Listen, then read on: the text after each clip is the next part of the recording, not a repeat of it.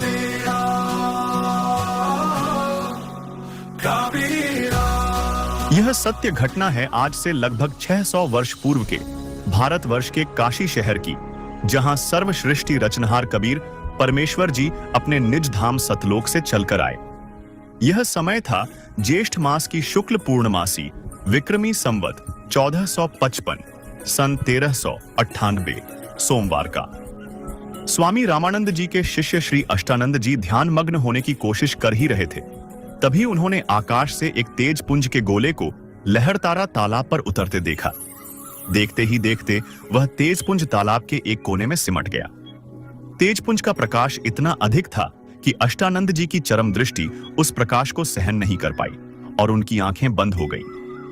जिस प्रकार सूर्य के अत्यधिक प्रकाश को मानव चरम दृष्टि सहन नहीं कर पाती और आंखें बंद हो जाती है, परंतु आंखें बंद होने पर सूर्य का आकार दिखाई देता है, ठीक उसी प्रकार जब अष्टानंद जी ने आंखें बंद करके खोली तो उन्हें एक बालक का आकार दिखाई दिया। अष्टानंद जी के साथ हुई इस घटना के समाधान के लिए वे अपने गुरुदेव स्वामी रामानंद जी के आश्रम गए। इधर लहरतारा तालाब में सर्वश्रेष्ठी रचनहार कबीर परमेश्वर जी कमल के फूल पर बालक रूप में विराजमान थे।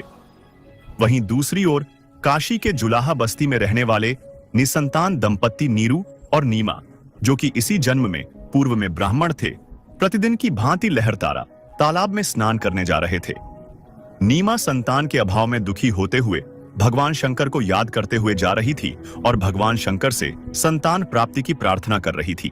प्रार्थना करते करते नीमा फूट फूट कर रोने लगी।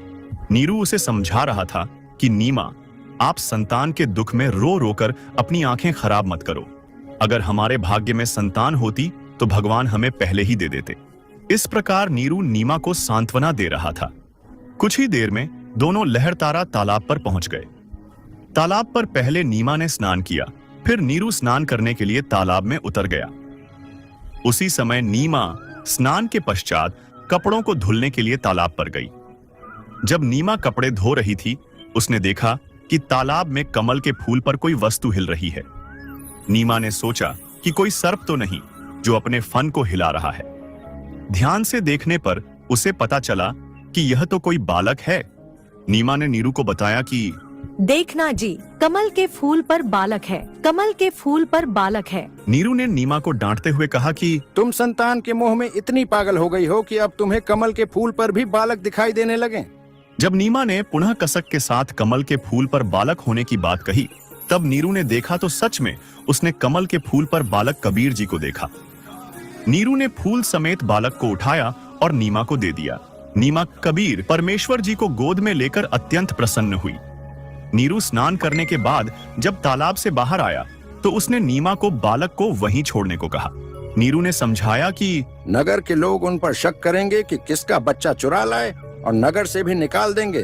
परंतु नीमा ने नीरू की एक न सुनी। उस दिन पहली बार नीरू ने नीमा को धमकाने के लिए थप्पड़ मारने के लिए हाथ उठाया तो बालक रूपधारी कबीर परमेश्वर ने कहा कि हे नीरू, आप मुझे घर ले चलो, मैं आपके लिए ही आया हूँ, कोई तुमसे कुछ नहीं कहेगा।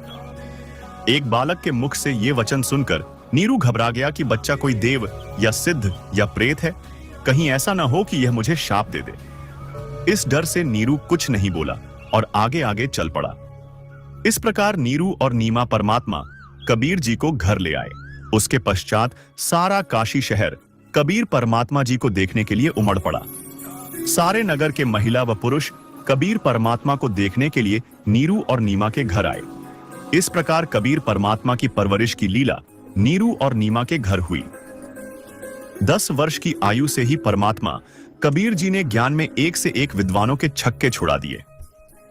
कबीर परमात्मा जी ने 120 वर्ष तक इस धरा पर रहकर अपने तत्व ज्ञान का प्रचार किया, जिसमें परमात्मा ने अपनी अनेकों आत्माओं को शरण में लिया तथा उन्हें विभिन्न लाभ प्रदान किए। काबीरा, काबीरा।